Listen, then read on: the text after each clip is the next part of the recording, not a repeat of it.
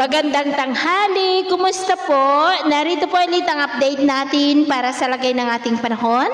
Ngayong tanghali po ng June 4, 2024 na kung saan sa ngayon ay patuloy pa rin ang pag-iral ng shear line o frontal system dito po sa northern part ng Northern Luzon na dahilan pa rin ng maulap na kalangitan with isolated rains natin pong nararanasan dito po sa ilang bahagi ng Northern Luzon. Ang habagat ay nandyan pa rin sa kanlurang baybayin ng ating bansa pero sa susunod na mga araw ay paghandaan po natin ang paglakas ng bugso nito patungo po dito sa ating bansa. At ito naman ay pinapakita ng forecast model natin pong ginagamit hanggang po sa susunod na 2 linggo.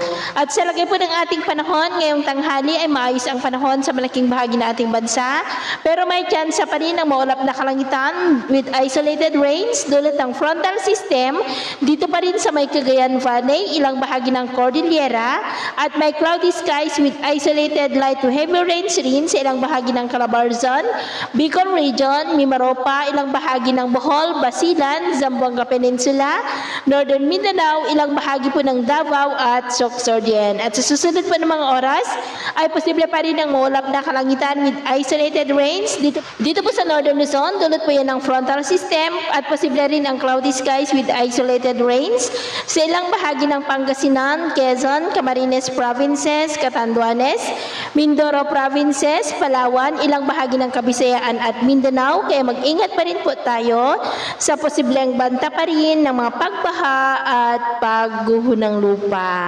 At sa atin naman pong mga baybayin, wala naman po tayong nakataas na namang gale warning signals.